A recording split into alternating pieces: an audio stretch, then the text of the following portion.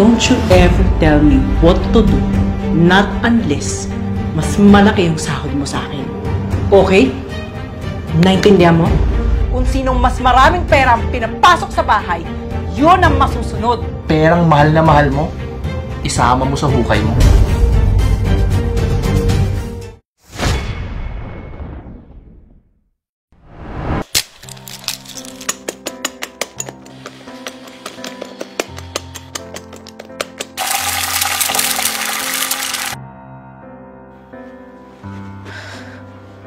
Ano, Kevin?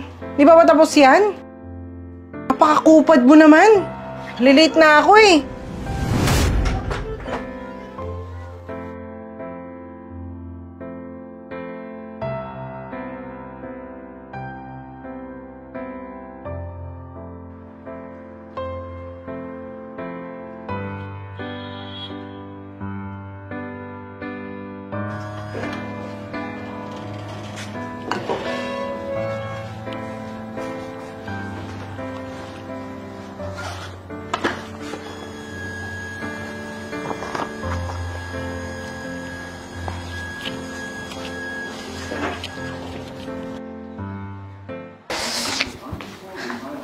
Ayos ah!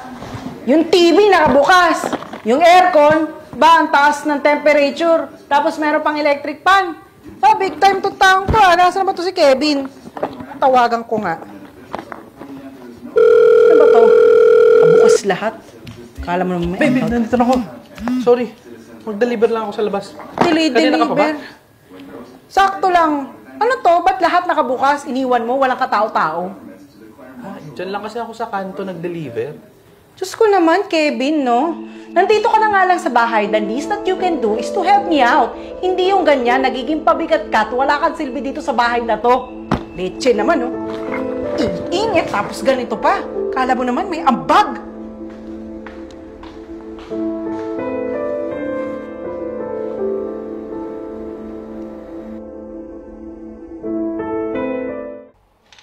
Hi, Ma! Kamusta po kayo?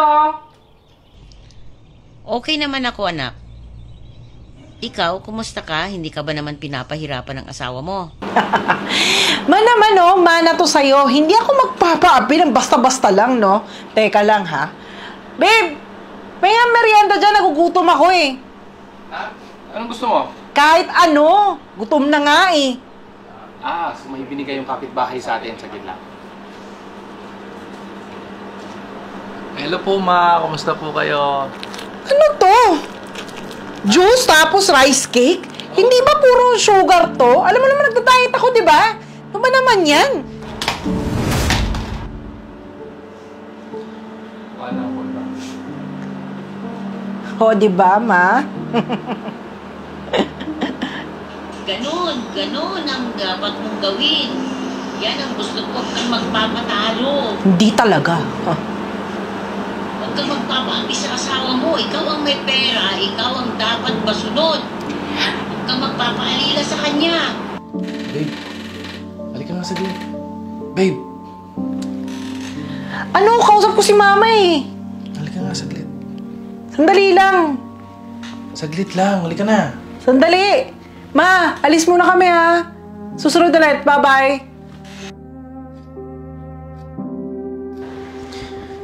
Ba yan? Dami-dami pang ano. Ano to? Anong karte naman to? Babe, baka naman pwedeng huwag mo pa ipahiya kung may tao. May tao?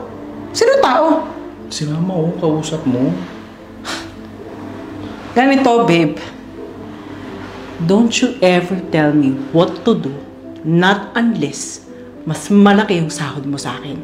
Okay? Naintindihan mo? Joan, saglit nga. Aray, ano ba? Anong problema mo? Wala akong problema. Ba't ilang araw ka ng ganyan? Wala lang ako sa mood. Wala sa mood? Araw-araw mo na akong binabastos? Ngayon, sa harap naman ng nanay mo?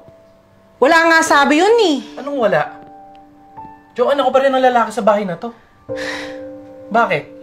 Porket mas malaki sahod mo? Yun ba yun? Oo! Yun nga yun! Yun yung sabi ng nanay ko. Kung sinong mas maraming pera ang pinapasok sa bahay, yun ang masusunod.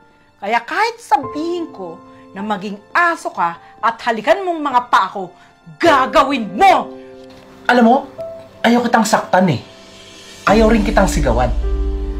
Joan, tandaan mo, pag nagkasakit ka, hindi ka aalagaan ng pera mo. Hindi kayo pagtatanggol niyan pag may kaaway ka. At hindi ka rin yan sasamahan pag mag-isa ka na. Darating yung panahon na lahat ng tao na wala na sa'yo, hawak mo lang pera mo. Alam mo, kung di mo ko kayang respetuhin bilang lalaki o kahit asawa mo, respetuhin mo ako bilang tao. At yung perang mahal na mahal mo, isama mo sa hukay mo.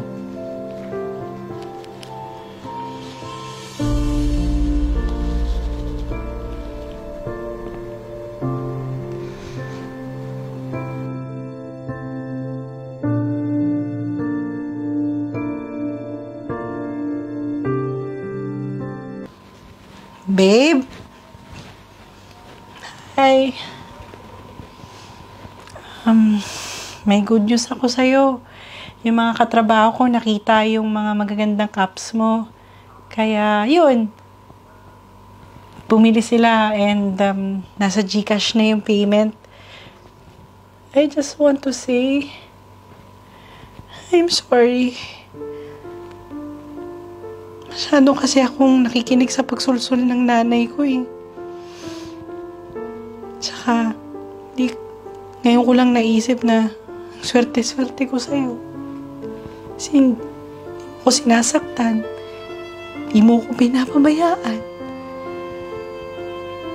Pero lagi mo kong minamahal at sinusuportahan. Kahit na sama-sama ng ugali ko. Sana bigyan mo pa ako ng isang pagkakataon para itama yung pagkakamali ko.